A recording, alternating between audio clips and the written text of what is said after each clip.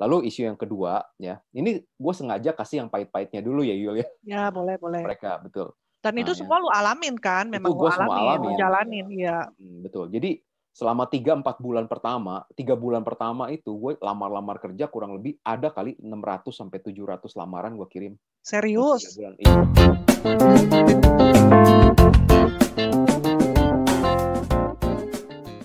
Lagi dengan aku Yuliana Tan, Indo di Toronto, dan hari ini kita ada di segmen yang baru, kita sebut namanya profesi, dan seperti yang kalian lihat di title, dan mungkin juga salah satu alasan kenapa kalian nonton video ini, karena kalian sudah lihat titlenya, yaitu profesi-profesi yang ada di Kanada sebagai imigran Indonesia, dan kali ini adalah profesi di bidang accounting atau accountant ya.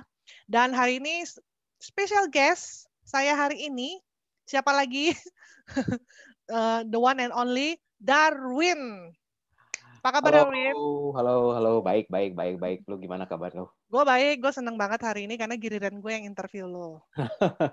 Karena terakhir lu interview gue kan ya. Gantian, balas dendam gitu ya. Balas dendam, sekarang gue yang interview. Iya. Nah guys, jadi ya, kan ini ya Win, sekalian aku cerita ke kamu kenapa kita ada segmen ini. Karena tiap kali aku pulang ke Indo ya, itu aku selalu ketemu at least ada 2 kelompok orang yang punya 2 pendapat nih Win, yang ekstrim kiri dan kanan. Jadi yang pertama itu mereka tuh suka bilang, wih dari luar negeri ya gitu, keren loh, banyak duit lo ya gitu. Kayaknya tuh wah sebagai dolar ya. Dolar ya mainannya sekarang. Jadi ekstrim yang sebelah situ selalu berpendapat seperti itu Win. Kesannya kita yang di luar negeri ini borju keren gitu loh, mainannya dolar. Tapi lucunya ada satu kelompok lagi Win yang lucu juga Win. Jadi begitu tahu misalnya kita dari Kanada atau dari luar negeri, langsung buru-buru ditanya, di sana kerja apa? Cuci piring ya? Gitu loh.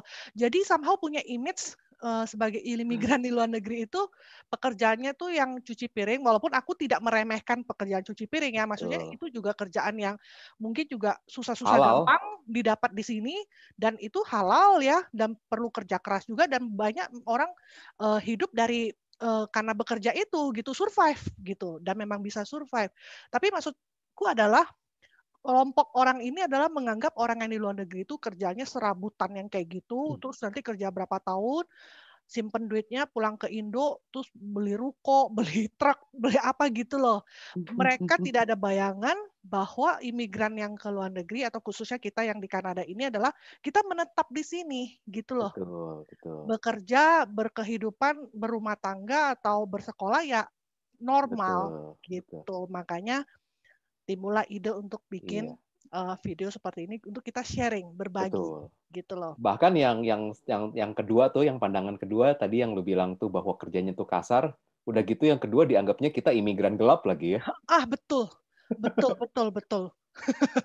Ya, mungkin mereka punya latar belakang pemikiran kenapa mereka kemudian punya kesimpulan seperti itu ya. Makanya kita coba luruskan gitu. Tidak semuanya seperti itu.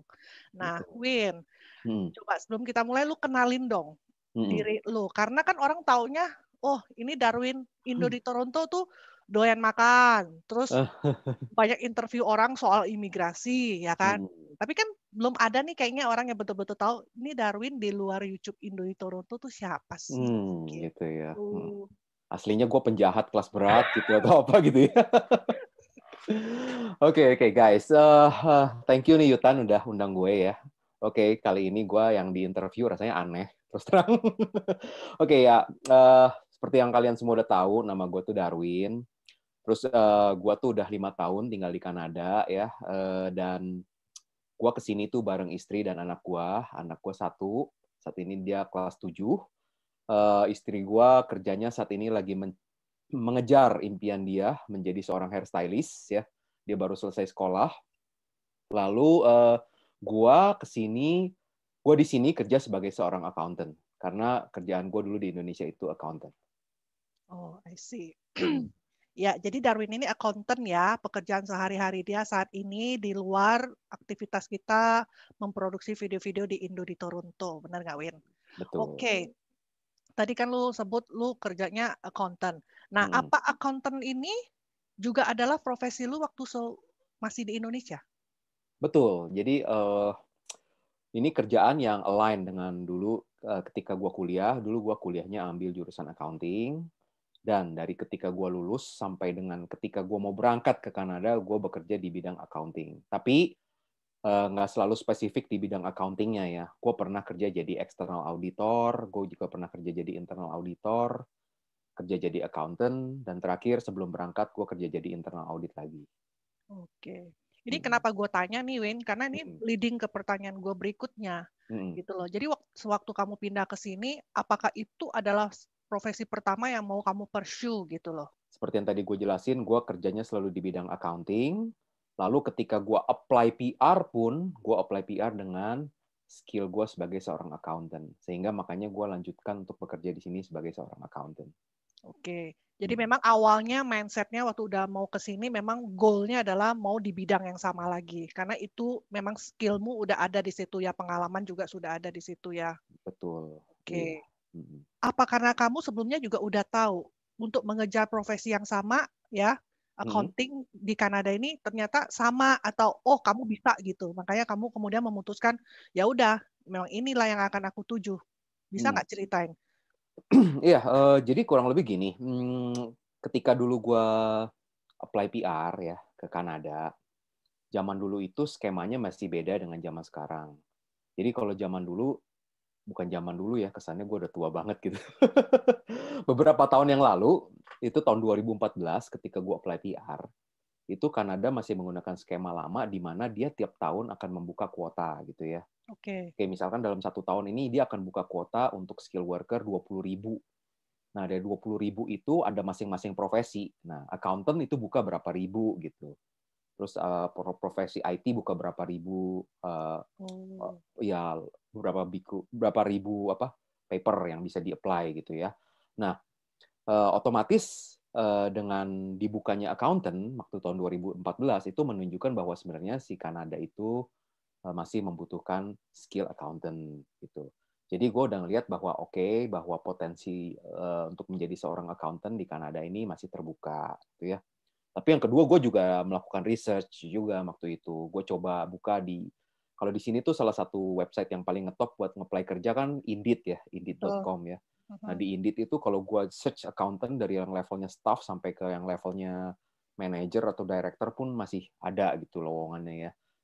Gue coba compare dengan profesi-profesi yang lain, kurang lebih sebenarnya accounting masih cukup banyak gitu loh lowongan yang terbuka. Nah jadinya gue melihatnya bahwa untuk kedepannya ketika gue nanti di Kanada kayaknya nih potensi untuk menjadi seorang accountant masih bisa, kurang lebih seperti itu Yul. Cuman memang waktu itu gue juga udah research, ternyata kalau accountant di Kanada ini untuk beberapa posisi tertentu atau level tertentu nanti harus ada sertifikasi gitu. Oh, I see. Jadi gue udah be prepare, karena gue belum punya sertifikasi Kanada, gue akan mulai dari nol dulu gitu. Siapin mental untuk hal itu. Oke. Nah, sebelum nanti gue nanya ya, karena pasti banyak juga orang yang pengen tahu. Katakanlah dia juga punya background accounting sebelumnya di tanah air gitu ya.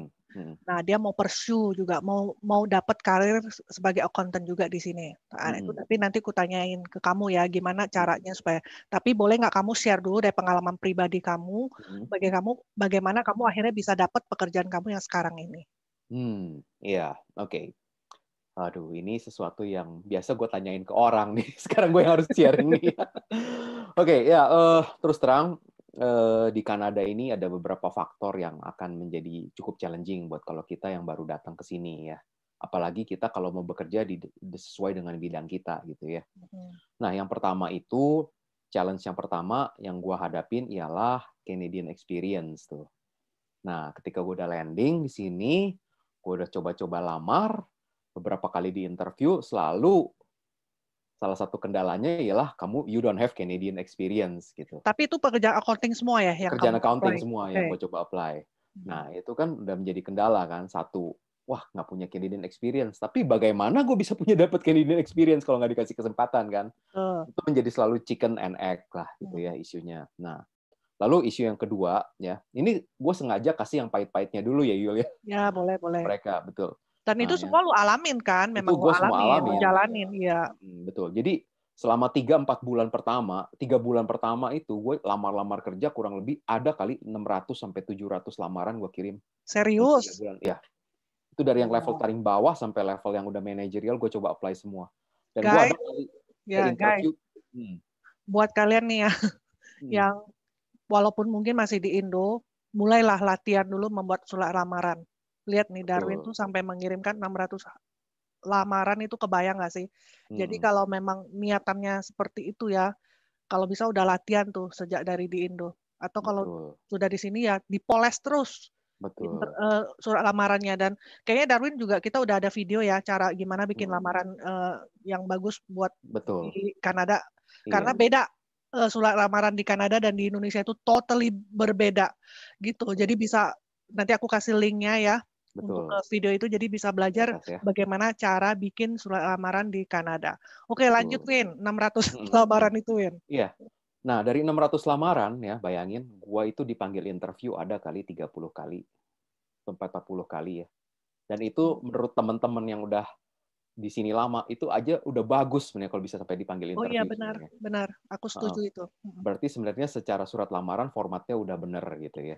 Hitam di atas putih, selain surat lamaran lu betul formatnya, juga bobotnya tuh dicari, Win, kalau gitu kan. Betul. Nah, cuman ya itu setiap kali udah datang interview udah seneng gitu ya. Akhirnya dibilangnya nggak punya Canadian experience. Lalu ada yang kedua dianggapnya overqualified gitu ya. Oke. Nah, itu yang kendala yang jadi itu kendala kedua, berat juga, challenging juga kan, sedih juga tuh rasanya tuh. Udah kirim lamaran sebanyak itu nggak dapet juga gitu ya. Nah, lalu yang ketiga yang cukup pahit berikutnya itu gue udah coba lamar juga beberapa yang mana ini gue lamar lewat koneksi, coba bayangin. Oke, jadi lu manfaatin networking juga nih. Betul, gue manfaatkan networking. Kebetulan karena gue berada dalam komunitas orang Indonesia di sini, tepatnya itu di gereja ya. Jadi ada teman gereja beberapa yang menawarkan, nih di tempat gue lagi ada lowongan nih dibuka, ayo kirim lamarannya. Ntar kita kirimnya pakai referral. Jadi gue kirim email lamaran gue ke dia, lalu dia yang akan kirim ke HR-nya gitu, lewat referral kan. Dipanggil tuh beberapa kali. Itu pun ditolak juga.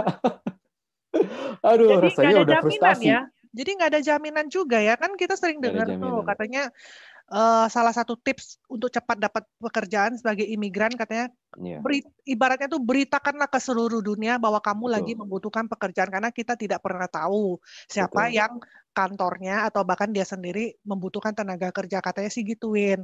Dan kalau sudah ada ibaratnya tuh kayak orang dalamnya, at least kita punya resume tuh nggak sampai tertumpuk di meja HR atau di email dia gitu ya, bisa jadi salah satu yang cepat dilihat dulu gitu. Ternyata itu pun sulit juga ya, Win ya. Sulit. Jadi memang benar yang tadi lu bilang, poin yang pertama, bahwa kalau lu dapat referral dari temen lu, itu benar. HR itu nggak langsung numpuk di mejanya HR. Begitu HR langsung kirim ke hiring manajernya, dilihat ini resumenya bagus apa enggak, dilihat oke, langsung besoknya interview. Oh, I see. Ada keuntungannya di situ. Cuman ya itu, kalau gue inget ketika gue interview, walaupun udah lewat sistem referral, akhirnya salah satu hiring manajernya bilang, iya, but you don't have the Canadian experience. Terus lu pengen nimpuk rasanya ya? Again, aduh itu rasanya udah desperado banget ya. Nah, akhirnya setelah beberapa jalan itu gue, ada satu lagi. Gue juga selain udah kirim lamaran sebanyak-banyaknya, gue tiap malam coba buka itu website Indeed ya dan yang lain-lain ya. Gue juga melakukan satu hal lagi. Apa tuh? Karena gue waktu itu belum menyadari bahwa kalau di Kanada ini kalau kita lamar kerja itu kita harus men-tailor resume kita per masing-masing lamaran. Gue bikin sesuatu lamaran yang cukup general gitu ya, cukup general dari resume gue. Gue print, gue fotokopi sebanyak-banyaknya, gue datengin agensi satu persatu. Recruitment agency gue datengin satu persatu, coba. Door to door, gue ketok-ketok, gue kasih resume gue gitu. Dan itu pun gak membuahkan hasil. Mostly dari mereka geleng-geleng kepala pas gue datang. Dibilangnya, you don't have Canadian experience. Wah, gue salut deh, Win. Berarti lu in person tuh ya, lu datengin semua agensi itu ya. In person. Wah, gue udah tebal muka aja waktu itu, bener. Muka badak aja datang. Pede. Betul. Okay. Dan itu pun nggak membuahkan gagal. hasil. Betul. Dan bayangin itu lagi winter. Kan gue datang di Desember 2015 ya. Jadi di Januari, Februari gue lagi winter. Naik bis. Turun ke satu-satu agensi. Naik bis dingin-dingin. Itu perjuangan yang setengah mati itu. Tapi aku pernah dengar ada yang berhasil sih, Win ya. Maksudnya mendapat pekerjaan melalui si agen pencari kerja ini, walaupun Betul. nanti gajinya dipotong ya, Win, katanya berapa persen ya. Betul. Ya. Iya. Tapi ya seperti yang kita ketahui, Yul, kita nggak bisa patok rata, bener nggak? Jalan orang beda-beda, bener nggak? Betul. Iya. Mungkin Ada yang waktunya cepat, aja ada yang belum gampang. pas ya. Betul, iya. Atau salah ketemu orangnya. Betul. Nah, jadi dalam 3 bulan pertama itu hal yang gue lakukan, ya, yang mostly gue lakukan. Tapi ada satu hal lagi nih yang gue lakukan yang akhirnya cukup mengarah ke hasil yang positif, gitu ya. Apa tuh? Nah, keuntungan kita kalau sudah landing di sini sebagai PR itu ialah adanya fasilitas dari government, bener nggak, Yul? Betul. Nah, di sini itu, di Kanada ini, terutama di Toronto ya, gue kurang tahu kalau di kota-kota lain yang besar di sini, tapi kalau di Toronto dan sekitarnya ini adalah keuntungannya ialah ada beberapa organisasi yang difunding oleh pemerintah yang membantu untuk imigran baru untuk beradaptasi dengan dunia kerja di sini gitu. Nah, yang waktu itu yang gue datengin itu namanya Brian J. Fleming ya. Jadi ini organisasi Katolik yang difunded oleh pemerintah, harganya sangat reasonable. Gue cuma bayar kalau nggak salah, gue lupa loh terus terang itu udah lama banget itu $20, udah. Aku tahu, Win. Aku bisa confirm itu, Win. $20, Win. Itu buku $20 doang yang kita bayar. Karena aku juga pernah. Itu buku, iya. $20 yang kita bayar untuk bukunya. Betul. Nah, jadi dia tuh membuka kelas untuk accountant gitu ya. Untuk orang-orang yang baru atau orang-orang yang pengen switch karir ke accounting. Kelasnya itu kurang lebih 3 bulan. 1,5 bulan itu di kelas. Nah, 1,5 bulan berikutnya itu co-op atau magang. Magang, ya. Nah, jadi 1,5 bulan pertama itu kita akan di kelas. Setengah hari kita akan belajar software accounting jadinya. Bukan accounting yang pelajaran secara mendasar lagi ya. Software accounting yang cukup familiar banyak orang Kanada pakai. Apa itu? Nah, namanya Simply Accounting. Oh, Simply Accounting. Sejenis QuickBook, sejenis. Kalau di Indonesia mungkin kita taunya MYOB ya, banyak kan orang pakai. Nah, jadi setengah hari belajar Simply Accounting. Nah, setengah hari berikutnya itu kita belajar tentang human resource, dalam arti diajarin cara bikin resume yang baik bagaimana, cara interview yang baik bagaimana, cara dress code etiknya kalau di sini tuh bagaimana. Nah, itu gue jalanin tuh 1,5 bulan pertama ya. Jadi dalam 3 bulan itu gue selain lamar-lamar kerja, gue datengin agensi-agensi, gue juga ikut kelas gitu ya di situ. Nah, setelah 1,5 bulan itu gue akhirnya udah mau co-op kan, ya. Nah, itu co-opnya itu dikasih opsi 2 sama si teachernya. Mau cari sendiri perusahaan yang untuk co-opnya, atau mau dicarikan oleh sekolahan gitu. Oh, oke. Jadi sebenarnya kita ada jaminan lah kita dapat pasti placement co-op gitu ya. Tapi dia kasih wanti-wanti, nggak dijamin akan ada paid. Jadi bisa jadi volunteer gitu. Volunteer ya. Gitu. Cuman walaupun kita volunteer, benefitnya yang terutama kita dapat ialah apa? Kita dapat Canadian experience, benar nggak? Walaupun 1,5 bulan. Ya. Betul. At least kita udah jejak lah gitu, udah benar-benar terjun. Betul, gitu. Dan pastinya juga perusahaan yang bakal di co-opin juga perusahaan beneran ya, maksudnya tuh legit punya lah gitu, yang berbobot nanti kita masukin ke resume kita, bener nggak? Betul. Nah akhirnya lu pilih yang mana tuh? Nah akhirnya ini ada salah satu hal lagi nih yang menurut gua ini sesuatu yang cukup positif ya, yaitu ketika gua tiba di sini, gua itu kan sewa kamar ya, atau ngekos gitu ya istilahnya ya. Gue pertama kali datang, gue ngekos di rumah di mana landlordnya itu orang Indonesia kebetulan. Nah, dan kita menjalin relasi yang cukup baik ya. Nah, landlordnya ini, istrinya itu kerja di salah satu perusahaan metal yang cukup besar di Kanada. Perusahaan ini besar sekali gitu ya. Dia punya total mungkin plant atau pabrik ada 30-an lah di sekitar Kanada dan Amerika Serikat gitu ya. Nah, gue tanya ke si landlord aku, Bu, di tempat Ibu apakah ada buka lowongan nggak untuk co-op? Gitu. Nah, kebetulan dia orangnya juga baik. Akhirnya sama dia ditanyakan ke HR. Ternyata di company dia, departemen internal auditnya lagi cari co-op student. Gitu. Pas. Jadi dia bilang, oke, kirim resumenya deh. Ya udah, aku kirim resumenya ke dia, ke landlord aku, terus sama landlord aku di forward ke HR.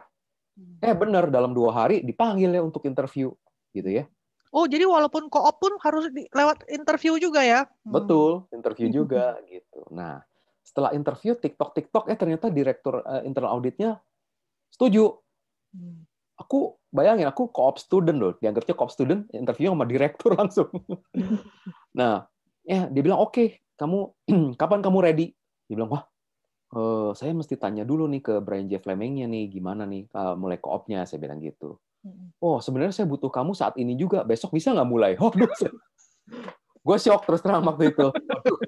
Saya bilang, boleh nggak minta waktu untuk coba ngomong sama sekolahnya, nanti besok saya kabarin gitu. Nah, terus dia bilang begini, si direkturnya, saya maunya kamu langsung aja, saya hire kamu sebagai co-op student, nggak perlu lewat sekolah Brian J. Fleming-nya lagi. Saya hire kamu, saya sediain kontrak buat kamu buat 3 bulan. Kontrak. Dan ini co-op-nya paid lagi. Oh, I see. Waduh. Saya bilang ini berkat dari yang di atas nih benar-benar. Durian runtuh nih. Betul, saya udah nggak expect untuk dapat bayaran, ini malah dibayar lagi udahan. Walaupun kontrak 3 bulan ya. Ya, walaupun dibayarnya minimum wage ya. Oh enggak loh, waktu itu $5 di atas minimum wage waktu itu. Lumayan waktu itu, betul. Nah, jadinya akhirnya saya ngomong deh ke sekolahan itu, ke Brian J. Fleming-nya, bahwa ya saya cuma programnya ikut 1,5 bulan yang di kelas ini aja, udah co-op-nya saya nggak ikut, saya bilang. Karena saya udah kebetulan dapat nih kerjaan. Gitu. Aku rasa sekolah juga seneng ya, maksudnya ada studentnya yang graduate-nya tuh bisa mandiri gitu. Betul. Iya, mereka juga seneng tuh. Nah, di situ tuh kita belajar satu hal, Yul. Bener nggak? Networking itu di Kanada juga salah satu hal yang paling penting, bener nggak? Betul. Jadi kita mempunyai hubungan relasi yang baik, contohnya antara sama teman atau melalui relasi yang ternyata landlord kita juga kita hubungan baik, ternyata dia bisa membantu mencari kerja, bener nggak? Betul, apalagi untuk profesi-profesi yang membutuhkan sertifikat ya. Sertifikasi gitu. Sertifikasi. Mungkin teman-teman di Indo nggak tahu ya, belum ada sebagian belum tahu. Jadi di Kanada ini profesi boleh sama nih, katakan ya itu accountant, tukang katakanlah tukang listrik, tukang pajak, tukang bayar gaji. Mungkin kalau di Indo selama bisa, apalagi kalau sekolahnya mungkin di kuliah atau di SME-nya do accounting, ya bisa gitu. Di sini walaupun sudah begitu harus ada lagi tambahannya.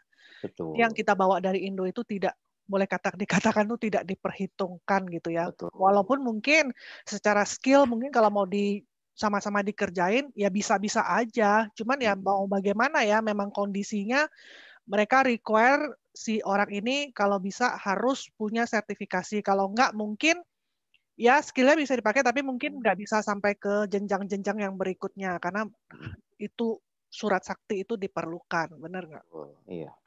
Iya, jadi kurang lebih gitu.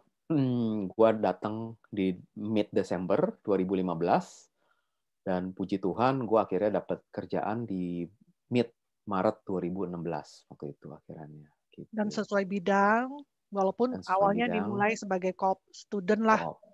Ya, gue kerja jadi co-op student itu di internal audit department dan itu benar-benar jadi kayak, benar-benar co-op student, bayangin guys. Itu disuruh yang senior-seniornya abis ngaudit keluar kota gitu ya. Cek, ngasih aja bondnya. Blok nih, bond perjalanan dinas. Tolong dong lu scanin, lu bikinin reportnya buat lu reimburse gitu. Jadi Iya. kayak udah jadi kayak PA-nya mereka lah ya gitu Iya, ya. betul. Jadi kalau ngaudit tuh ya, lagi pergi ngaudit ke pabrik-pabrik, gue kerjanya yang bagian nggak enak. Ya, Darwin, tolong kamu ke warehouse nih sama kepala warehouse-nya. Ya, stok opnam. Hitung-hitung. Udah yang pahit-pahit deh kerjanya. Nah, dari pekerjaan yang itu ya, yang waktu kamu mulai awal dari koop itu, kemudian setelah kontrak 3 bulan habis itu diperpanjang nggak, Win? Atau dianggap Nah, permanen nggak tuh? gini ceritanya. Ini masih cukup panjang nih perjalanan. Jadi 3 bulan pertama udah mau habis, ya kan? Nah, 3 bulan pertama udah mau habis, itu gua ngomong ke direkturnya. Nah, ini salah satu hal yang baik juga di sini. Kalau di sini tuh, di Kanada itu, kita nggak ada istilah sungkan-sungkanan gitu. Kita bisa boleh terbuka gitu ngomong sama atasan juga. Bener nggak? Jadi, gua walaupun waktu itu cuma co-op student, gua ngomong ke direktur gua gitu kan. Saya boleh tahu nggak, misalkan setelah 3 bulan kontrak ini habis, apakah saya ada chance untuk di-hire? Saya bilang gitu. Nah, dia bilang saat ini kebetulan, dia direkturnya sangat baik sekali. Direkturnya itu sangat baik sekali. Dia bilang saat ini kebetulan di internal audit tidak ada budgetnya untuk menambah headcount gitu. Tapi kamu sabar aja, siapa tahu di company ini kan besar. Siapa tahu ada internal opportunity, dia bilang gitu. Jadi untuk sementara saya akan extend kontrak kamu 2 bulan lagi. Oh, oke. Dia extend 2 bulan lagi untuk kerja sama dia, dan dia bilang, selama 2 bulan ini, kalau kamu lagi kerja, tiba-tiba ada panggilan interview di company lain, kamu pergi aja.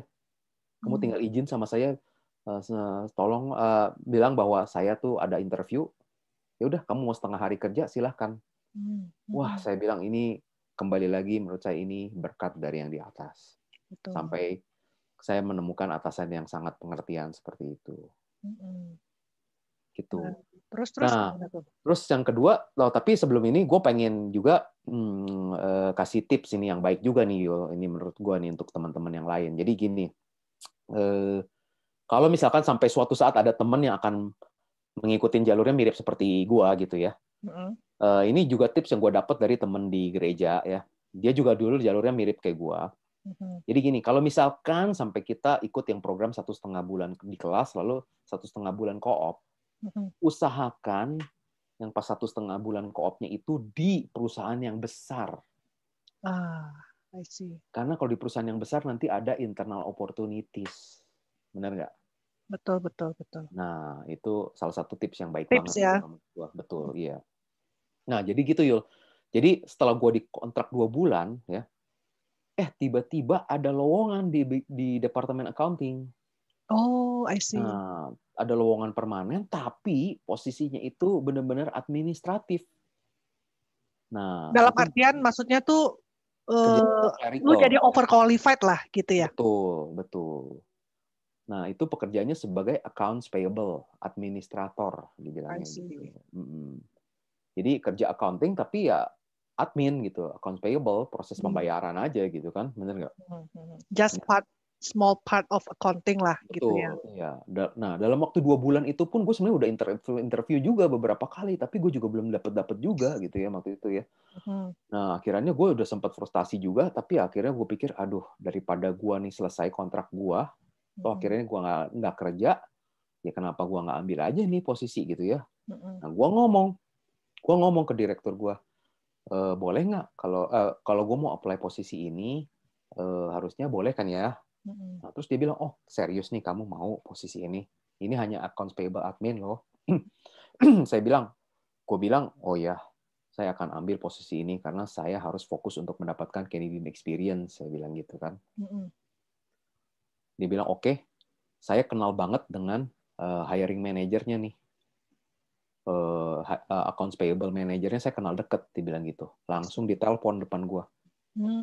Hey, gue lupa namanya gitu ya. Terus misalkan Wilma lah gitu ya. Hey Wilma, I have a staff here that wants to apply that positions, and he is a very good person, dia bilang gitu. Can you interview him tomorrow? Nah, ini kebetulan direktur nelpon ke manajer gitu ya. Mungkin manajernya langsung oke gitu ya. Percayalah Langsung, dia. iya gitu. Langsung di setting waktu, lusanya itu langsung gue interview dengan accounts payable manajernya. Dan langsung gue interview ya. Setelah gue TikTok interview, akhirnya malah gue bingung. Selain gue di-hire sebagai permanen, terus dia nanya, kamu selain kerja ini, kamu kira-kira ada sesuatu yang lagi kamu achieve nggak, target berikutnya apa? Terus gue bilang, gue juga lagi mau sambil sekolah, ambil CPA. Oh, dia bilang, oh bagus, di company ini juga ada funding untuk hal itu. Jadi kamu lanjutin sekolah kamu, nanti kamu bisa reimburse.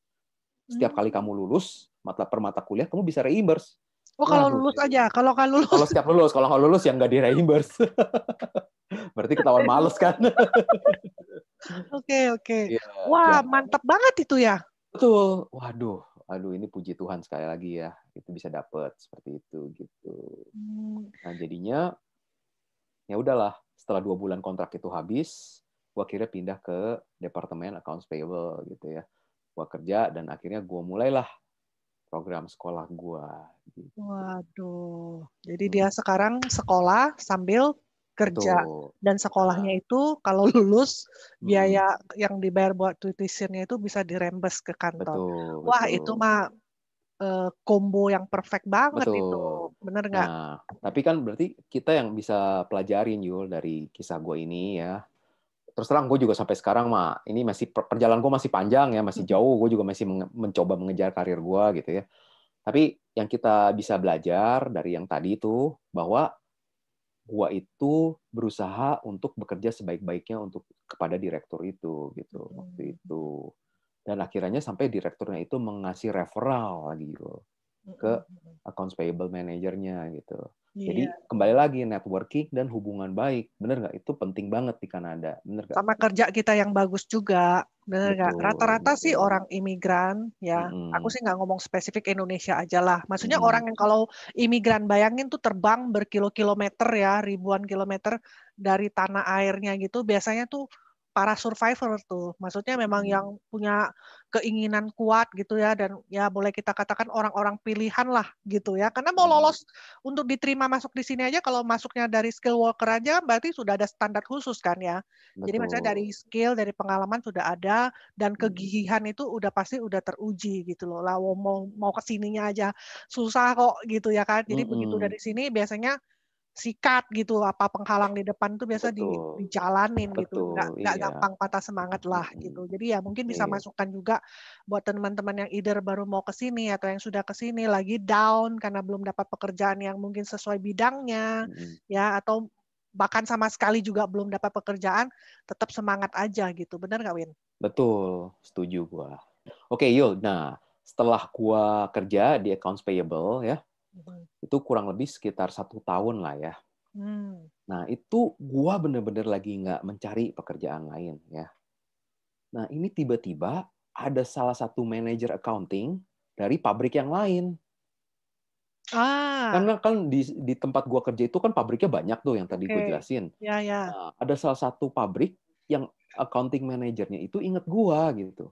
Ketika gue dulu di internal audit, gue pernah ngaudit, tapi gue ngauditnya itu dengan sopan, dengan baik ya. Akhirnya gue menjalin relasi yang baik dengan accounting manager itu. Nah, dia tiba-tiba bilang bahwa di pabriknya dia itu butuh accountant. Karena Oh. accountantnya itu, senior accountantnya itu resign, pindah ke tempat lain gitu. Nah, dia tiba-tiba inget gua, coba bayangin. Jadi dia bilang, oke, kamu siap-siap ya, kirimin resume kamu, kirim nanti ke controller. Gue kaget juga kan begitu kan, tiba-tiba dibilang begitu. Oke. Dan benar, besoknya itu di websitenya company gue itu buka internal opportunities, ada senior accountant di pabrik yang di sini buka gitu. Oh, yang ini maksudnya. Ya udah, gue bikin lamaran gue dan gue minta izin dong ke accounts payable manager gue, karena kan persyaratannya harus begitu kan. Gue minta izin, nah accounts payable manager gue juga langsung mendukung. Wah, serius? Wah, ini bagus ya promosi buat kamu. Oke, silahkan go ahead. Ya udah, gue minta waktu untuk bisa pergi interview di pabrik yang satu lagi. Dan setelah interview, akhirnya controllernya yang di pabrik yang satu lagi itu nelpon ke accounts payable manager gue kan, minta referral checking, cross checking. Nah itu tuh satu lagi di sini tuh apa-apa serba referral dan cross checking tuh di sini. Nah setelah di cross check, seminggu kemudian gue dikasih offering letter deh. Ya, kamu diterima di pabrik yang satu lagi dan kamu dipromot jadi senior accountant di situ. Oke. Nah, Jadi itu walaupun sama-sama internal company betul. mau mencelok ke tempat lain, kita izin dulu lah. Dan kebetulan Betul. yang di tempat yang semula tuh dia juga support ya, nggak yang Betul. jangan-jangan kamu Betul. dibutuhkan di sini, nggak ya, untungnya dia tahu itu opportunity lebih baik untuk kamu, mereka juga support ya. Iya, jadi kurang lebih gitu. Nah, perjalanan gua. Nah, ini gua saat ini sampai sekarang masih dalam posisi yang sama di senior accountant itu. Karena gue juga masih lanjutin CPA gua gitu ya. Jadi ya kurang lebih gitu deh perjalanannya. 5 bulan di internal audit sebagai co-op student, lalu kerja jadi accounts payable administrasi kurang lebih setahun, baru akhirnya bisa jadi senior accountant gitu ya. Benar-benar dari nol lagi gue naikin pelan-pelan. Tapi itu nanti begitu kamu sekolahnya udah selesai juga, ini juga jenjangnya masih banyak tuh, ya Masih kan? Kita banyak tahu sih, kan di accounting tuh jenjangnya betul. banyak dan luas juga gitu ya. Betul, Ya, iya. ya bisa lah Win, nanti kamu pasti mencapai cita-citamu Win. Ya. Amin, amin, Ya. amin. Dan sekolahnya juga itu aku tahu ya teman-teman ya, sekolah CPA itu susah, lama dan susah gitu. Betul. Dan ya kalau di Kanada ya pengantarnya Inggris lah gitu ya kan. Betul, itu Itu aduh. double lebih berat gitu loh. Kita Betul. mesti ngerti jargon-jargon accountingnya Betul. juga gitu Betul, ya. betul. Terus perpajakannya aduh juga sangat gitu. Benar, perpajakan di Indonesia dibanding di sini lebih rumit di sini. Lebih rumit di sini ya. Cuman Kan hitam di atas putih sih, Win. Benar nggak, Win? jelas. Yang penting kamu baca, walaupun mungkin kadang-kadang ya tulisannya tuh agak-agak membingungkan ya, mirip-mirip bahasa insurance. Kalian tahu kan, guys? Iya. Gitu. Tapi as long as kita baca teliti dan kita ikutin, udah Iya. pasti nggak salah deh. Gitu. Betul. Cuman Iya. ya banyak sekali yang mesti dibaca Betul. dan Harus detail. detail. Jangan sampai miss Betul, satu iya. kalimat pun atau catatan di bawahnya atau Iya, ya betul. gitulah. Mungkin gambarannya kurang lebih gini lah buat orang teman-teman yang lagi nonton kan mungkin nggak semuanya accountant nih. Kenapa di Indonesia lebih gampang? Contohnya kalau di Indonesia mau di Jambi kayak mau di Jakarta mau di Jogja PPN-nya 10%. Udah. Kalau di sini nanti kita di Ontario 13%, di British Columbia berapa persen, di Alberta berapa persen, beda-beda tuh PPN-nya kurang lebih. Betul. Terus nanti yang ini cuma bisa 50%, yang ini terus laporannya Betul. mesti kapan ini. Aduh. Betul. Complicated. Oke, Win, thank you loh sudah sharing yang itunya ya. Tadi kan spesifik kamu ceritain pengalaman kamu pribadi ya. Gimana kamu dari awal ke sini, terus usahamu mendapatkan pekerjaan. Terus setelah mendapat pekerjaan pun ada lagi tahap-tahapnya dan banyak sekali ternyata orang-orang yang kalau saya boleh bilang menolong kamu ya, kayak membuka pintu ya, satu-satu dibukain kamu sini ke sini dan ya untungnya kamu awalnya nggak gengsian ya, maksudnya walaupun itu cuma pekerjaan admin tetap ambil opportunity itu karena ya betul yang tadi aku juga mention kan, yang penting kaki kita masuk dulu ke dalam company itu atau di dalam industri itu gitu, jangan karena tadinya kita di tanah air tuh posisinya ini, ke sini kita juga mau di sini. Tapi karena nggak bisa kita ngotot gitu ya, akhirnya waktu terbuang, mungkin opportunity juga lewat. Nggak apa-apa kita turun sedikit. Karena ya aku bilang tadi itu, aku percaya banget orang-orang Indo ya, khususnya karena ya aku taunya orang Indo kan, itu kita kerjanya bagus kok gitu loh ya kan. Yang penting kita dikasih opportunity, kita kerjakan dan akan terlihat hasilnya memang kita orang-orang yang pekerja keras gitu. Dan pastilah ya seperti kamu case-nya gitu, orang lain bisa lihat, ini kerjanya bagus, kalau memang ada lowongan atau kesempatan pasti mereka akan kasih gitu. Nggak usah khawatir. Nah, terus gimana Win? Untuk orang-orang ya kalau kamu bisa kasih secara general gitu. Jadi kalau katakanlah misal aku ya, walaupun aku juga kerjanya accounting kan di sini, tapi anggaplah aku ini juga, aku background-nya dulu di Indonesia accounting atau katakanlah nggak ada sama sekali. Karena juga toh katanya kan tadi kalau nggak ada candidate experience juga susah mau diterima ya kan. Nah gimana ya kalau aku juga mau pursue karir di bidang accounting di Kanada, apa yang harus aku pelengkapi diri aku gitu? Iya. Ya terus terang ini pertanyaan lu ini cukup luas ya skopnya, terus terang sebenarnya ini luas banget. Jadi tapi kalau gue coba simplify itu kita ada dua hal yang harus kita siapin ya kan. Pertama, secara teknikalnya, yang kedua nanti secara mentalnya gitu ya. Oke. Tapi gue mungkin mau akan bahas secara mentalnya dulu deh ya. Nah, kalau secara mental yaitu kita harus prepare for the worst dulu sebelum kita tiba di Kanada gitu ya. Ataupun kalau kita misalkan udah di Kanada juga kita prepare for the worst dalam arti kita jangan muluk gitu ya. Misalkan kita di Indonesianya udah manajer atau udah director, tapi kita di sini pengen posisinya yang sama juga gitu ya.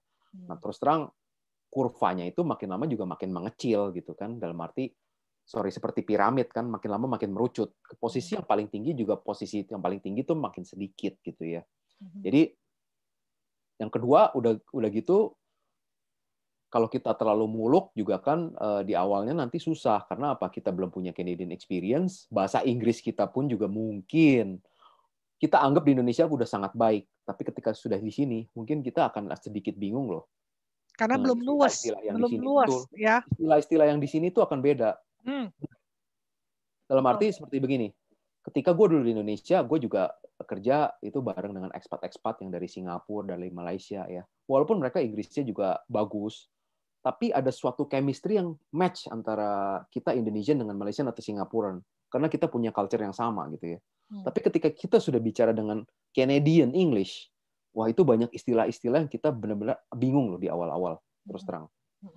Jadi kita secara bahasa pun walaupun kita menurut gue itu udah bagus, perlu waktu untuk adapt. Nah, terus terang itu juga jadi kendala dalam arti jadi mungkin kalau mau tetap cari posisi yang sesuai dengan di Indonesia ya coba cari terus ya. Tapi jangan lupa juga nggak ada salahnya juga kalau kita juga bisa menancapkan diri di sini dulu untuk dapat Canadian experience gitu dan pelan-pelan naik gitu ya.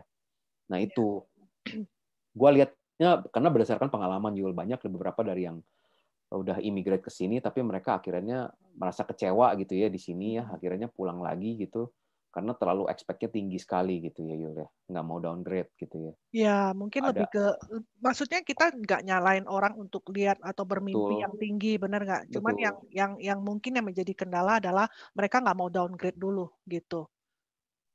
Benar nggak? Mereka nggak mau downgrade dulu. Kalau mereka betul mau, ya betul mungkin mestinya adalah gitu pekerjaan, benar nggak? betul betul iya ibaratnya kan ketika kita landing ke sini kan ibaratnya seperti kita gambling benar nggak kita kan ibaratnya datang ke sini seolah-olah kalau kita dagang, kita mulai dagang dari nol gitu kan. Nggak mungkin kita dagang seperti di Indonesia. Kita misalkan di Indonesia udah punya Indomaret yang omsetnya mungkin 1 miliar sebulan. Datang ke sini kita buka Indomaret di sini yang harganya omsetnya 1 miliar langsung sebulan. Kan nggak mungkin gitu kan. Pasti mulai dagang dari nol lagi gitu ibaratnya. Gitu aja mindsetnya gitu loh. Kurang lebih seperti itu. Jadi itu yang harus disiapin secara mental terus terang. Karena yang kedua saat ini juga kalau gue boleh bilang ya accountant memang posisi yang dicari itu memang banyak Yul. Setiap company pasti butuh accountant. Tapi yang kedua persaingannya juga ketat untuk accountant gitu. Ya, mungkin bisa kasih tambahan juga. Dulu kan aku di Nova Scotia Halifax itu, waktu mau pindah ke Toronto, itu kan sempat dibilang, wah kalau di Toronto itu kota besar, opportunity itu lebar. Ya dibanding kota kecil ya, dengan kota gede, pastilah opportunity terbuka lebar. Lupa mereka mention satu hal. Tahu nggak lu apa? Apa tuh? Di kota besar yang opportunity-nya mereka bilang besar itu tadi, orang-orang pintar dan terpilihnya ngumpul semua di situ, di Betul. kota besar ini. Kota kecil, anak-anak muda yang growing up di kota kecil, mereka kan mau ke kota besar dong. Jadi begitu mereka lulus, mereka pindah out gitu ya. Nah, tersisalah ini orang-orang yang di kota kecil ini akhirnya walaupun opportunity-nya sedikit, berbobot. Betul. Di kota besar benar. Segala apa ada, segala opportunity perusahaan apapun ada di sini. Tapi orang-orang pintar dan terpilihnya juga ngumpul di sini. Ngumpul. Bersainglah kamu dengan orang-orang ini. Betul. Gitu. Nah, itu yang tadi lu baru bilang bahwa itu orang-orang yang dari sesama Kanada. Dari kota-kota kecilnya migrasi ke Toronto, ke kota-kota besar. Belum yang orang-orang dari luar negeri yang bermigrasi. Bukan Yang dari tadi Indonesia itu, doang.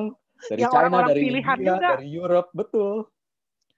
menginginkan hal yang sama gitu. Aduh, Betul. itu luar biasa beratnya itu. Jadi mungkin bisa Iya. ya sedikit gambaran lah, maksudnya Betul, nggak melulu harus di Toronto atau Vancouver ya, maksudnya yang kota betul. gedenya. Kalau memang opportunity itu ada di kota kecil, sikat boleh, bener nggak? Betul, betul. Iya, ini jadi sesuatu yang mungkin karena kan bener nggak Yul? Banyak tuh penonton yang pada bilang tuh, wah jangan ceritain yang enak-enaknya doang dong, Hmm. ceritain yang pahit-pahitnya. Nah ini salah satu yang pahitnya. Ya kan, Persaingan juga ketat di sini Toronto. kan ada istilah katanya Hmm. Kanada ini negara madu ya, Madu dan susu. madu dan susu katanya Hmm. gitu. Tapi mereka lupa ada B-nya juga ya, ada lebahnya aja kalau Betul, nyengat itu sakit banget sampai betul, bisa bikin balik badan, angkat koper, pulang. betul, betul, Saking beratnya gitu. Tapi ya betul.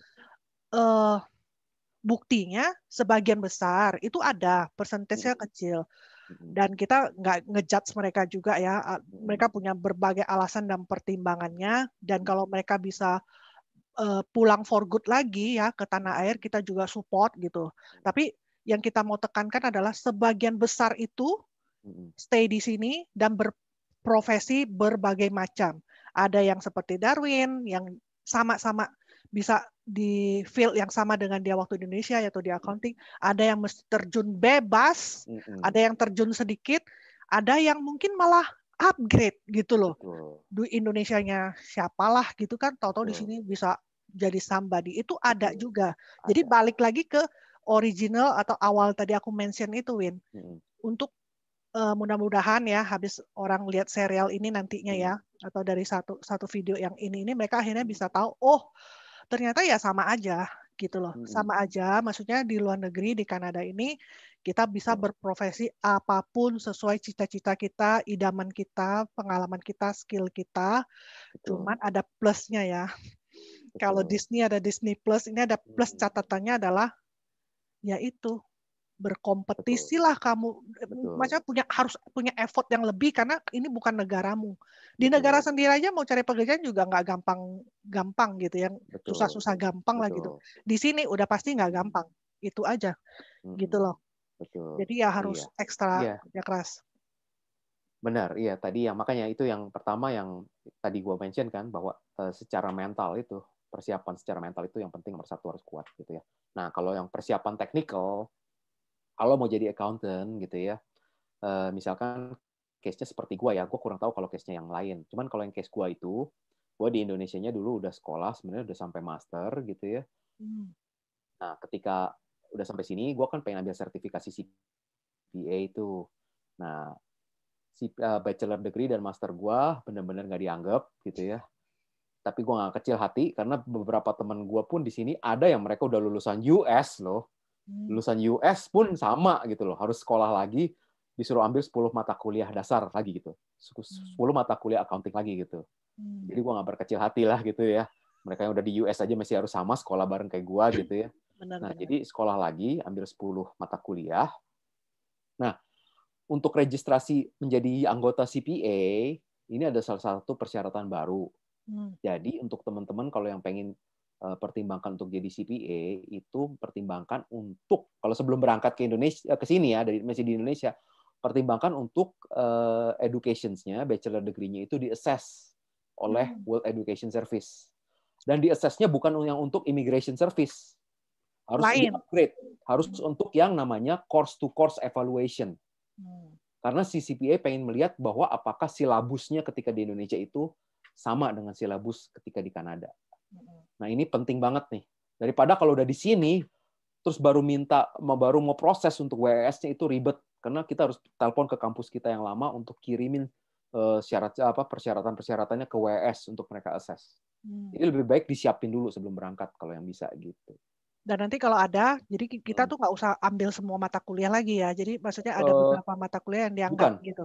enggak. Itu kuliah tetap kemungkinan akan disuruh Sama. ambil lagi tuh. Karena sebenarnya ada 14 mata kuliah basic. Hmm. Cuma biasa 4 di wave. 4 itu yang berbau standar ya, kayak ekonomi atau statistik gitu. Tapi yang 10-nya itu yang berbau accounting. Nah, itu suruh ambil gitu ya. Nah, kurang lebih gitu. Tapi yang tadi, yang World Education Service itu, yang course by course itu adalah salah satu syarat untuk bisa menjadi anggota CPA. Oh, I see. Ya, untuk menjadi Oke. CPA member gitu. Mm-mm. Saat ini keluar peraturan baru dan itu semakin dipersulit, guys. waktu gue datang belum keluar tuh persyaratan itu. Tapi tiap tahun berubah. Dan kalau gue lihat ke depannya makin lama, bukannya gue mau mengecilin hati, tapi semakin requirement-nya semakin dituntut lebih lagi gitu loh. Iya, no wonder lah orang-orang yang kerja di accounting plus punya CPA itu bayarannya cihui gitu. Karena sebanding lah ya. Sebanding lah Iya, gitu. Benar nggak? Dan jadi member CPA itu harus tetap terus bayar kan ya, Win ya? Ada cost-nya. Bayar fee-nya. Tiap tahun ya harus di Tiap tahun. renew. Betul, iya. Dan karena kebetulan gue saat ini member CPA-nya sebagai CPA student, fee-nya masih belum semahal yang kalau udah lulus. Gue kalau nggak salah sekitar 650 ya kalau nggak salah per tahunnya. Tapi kebetulan, puji Reimburse Tuhan, lah gitu ya? itu bisa dibayarin kantor. Kalau memang kantor kalian itu nanti mendukung kalian untuk menjadi CPA, itu biasa bisa di reimburse membership-nya gitu. Oke. Dan benar sih, jadi kalau memang udah di bidang itu dan jadi anggota CPA itu juga bisa kayak mereka itu organisasi yang juga tight knit ya setahu aku ya. Maksudnya kalau sudah jadi member bisa saling tanya, benar nggak? Saling upgrade info, kalau ada updatean dari government perubahan apa itu mereka duluan dapet gitu. Bisa diskusi, bisa banyak kayak materi-materi untuk melengkapi si anggota-anggotanya ini supaya waktu mereka di lapangan kerja itu mereka nggak malu-maluin lah sebagai anggota CPA gitu. Jadi bayar iurannya tuh juga bukan sekedar kayak union atau apa gitu ya, kayak cuma sekedar bayar untuk dapat title-nya, enggak. Memang ada benefit-nya gitu loh untuk mempertahankan keanggotaan itu. Wah, menarik ya. Menarik, karena aku juga sendirinya accounting, tapi aduh aku sudah lelah, Win. Mungkin aku tidak bisa sekolah, maksudnya itu berat ya, berat sekali. Betul, iya.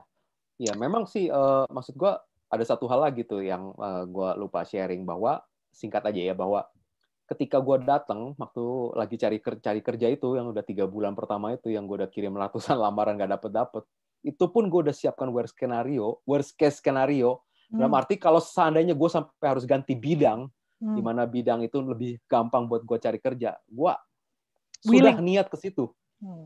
Dan 2 hal yang sudah gue pertimbangkan, tau nggak apa, Yul? Apa? Pertama, gue udah mau ngeles untuk dapat sertifikasi jadi driver forklift.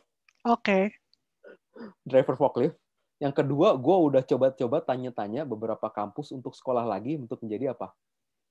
Truk atau car mekanik. Jadi montir. Oke, jadi montir. Tapi jangan salah loh. Skill-skill yang kayak gitu tuh bayaran per jamnya tinggi sekali. Benar nggak? Betul. Itu dia. Iya, mungkin juga bisa jadi tips itu buat teman-teman di Indo ya. Cuman kita harus cari tahu dulu. Kalau mereka maksudnya punya skill itu bawaan dari Indo apa berlaku gitu loh. Apa harus ini lagi ya, sertifikat di sini lagi ya. Betul. Ya, tapi maksud gue juga mau ceritain ke teman-teman begini, Yul.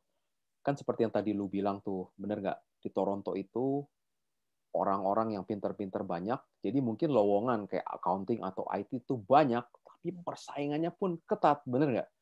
Tapi sebenarnya kalau setelah kita berada di Toronto, Yul, kalau mau ngomong jujur, Yul, sebenarnya yang posisi yang high demand itu berbau apa? Yang berbau trade skill, seperti tadi lu bilang, bener nggak? Yang jadi welder, jadi plumber, jadi mekanik, malah itu yang sebenarnya high demand, bener gak, Yul? Betul. Karena itu benar-benar spesifik ya, nggak semua orang bisa, dan memang ada risk-nya, benar nggak? Kayak orang yang elektrik itu kan takut kesetrum ya, jadi mungkin sedikit yang mau. Plumber mungkin kesannya jorok ya, buka-buka di bawah sink, toilet gitu kesannya ya, mungkin lebih sedikit. Karena sedikit itulah akhirnya, tapi permintaan tinggi ya gitulah. Demand and supply, benar nggak? Dan yang sorry sedikit lagi, bahwa kita itu masih suka terbawa dengan pola pikir di Indonesia bahwa pekerjaan plumber apa kayak gitu tuh kerjaan yang kasar dan secara degree-nya itu rendah gitu dianggapnya. Kalau udah di sini nggak ada, Yul, seperti itu, Yul. Kita nggak lu cuman tukang genteng misalnya gitu ya. Jangan salah. Duitnya lebih banyak. Iya, ngebedelin jendela aja cuman berapa menit, $200 loh. Benerin jendela, coba bayangin. Oke, Win. Thank you banget untuk sharing. Untuk sebagai penutup nih, Win ya. Sebagai penutup aku pengen nanya kamu. Khususnya ya itu masih related dengan accounting. Apa apa ada nggak sesuatu yang, aduh, begitu kamu di sini tuh kamu baru, oh ternyata gini gitu loh. Jadi kayak di luar ekspektasimu gitu loh. Ada nggak? Ternyata Hmm, accounting tuh apa gitu. iya. Hmm, mungkin kalau di luar ekspektasi gue enggak ya, karena ternyata sebenarnya kalau secara teknikal ya kerjaan accounting ya gitu-gitu aja ya sebenarnya. Cuman tinggal beda rule-nya aja ya. Ibaratnya di Indonesia pakainya PSAK, di sini pakainya ASPI atau IFRS gitu. Ataupun teksnya ya di Indonesia PPN 10%, di sini HST 13% gitu ya. Cuman itu aja gitu ya. Tapi mungkin sesuatu yang gue nggak expect itu ialah pencarian kerjanya itu, Yul. Gue tuh dulu terlalu anggap ketika gue mau berangkat, mungkin ada sedikit overconfidence juga dan underestimate juga. Gue lihat di Indeed nih posisi, kalau gue mulai lagi dari nol lah, accounting staff lagi, junior accountant, junior clerk lagi, gampang lah pasti dapat lah gitu ya. Ternyata udah sampai sini, bener-bener kalau belum punya Canadian experience, mau accounting clerk pun susah kalau nggak ada dapat referral waktu itu di awal-awal. Itu yang mungkin di luar ekspektasi gue. Jadi Gitu. waktu kamu di Indo, kamu tuh sudah ngintip-ngintip Indeed ya, udah browsing-browsing, udah lihat-lihat job desk-nya, oh ini bisa lah gitu ya. Betul, gue pikir Jadi dapet gitu lah, cepet lah gitu. Nggak pikir lah, gue pikir gitu. Ternyata nggak seperti itu. 3 bulan sempat babak belur juga gitu. Tapi Iya. semua paid off lah ya. Kalau kamu look back gitu, kayaknya Iya. udah lega sekarang gitu ya. Lega untuk sementara, tapi kedepannya masih juga nggak boleh berpuas diri, bener nggak? Betul, betul, betul. Tapi at Gitu. least kamu udah ngalamin itu, jadi ketika Mm-mm. ketemu orang yang mungkin juga baru, udah enak tuh ya ngejelasinnya, maksudnya nge-sharingnya, maksudnya, Betul. oh memang ini, ya itu, seperti yang tadi kamu itu, 600 lamaran itu, dan Mm-mm. dapat panggilan 30 interview, itu bagus memang. Konon Mm-mm. ada yang ngirim 100, 200, gak ada balikannya gitu loh. Nggak balik. Boro-boro di interview ya, Iya. dibales maksudnya, oh thank you, mungkin we already have another candidate gitu pun tidak ada, jadi sunyinya ya senyap gitu. Jadi Betul. bingung kan, itu Betul. beneran dilihat atau cuman di inbox aja gitu kan, sedih ya Betul. Iya. gitu. Betul. Oke, Betul. oke, oke. Thank you so much, Win, untuk Ah, sharingnya hari ini. sama-sama. Dan buat teman-teman semua, semoga video ini berguna, bermanfaat, seperti maunya kita juga ya, Indo di Toronto, meaningful sharing ya, Win ya. Betul. Jadi bisalah dapat hint-hint ataupun mendengar pengalaman Darwin, jadi kalian makin mantep persiapannya.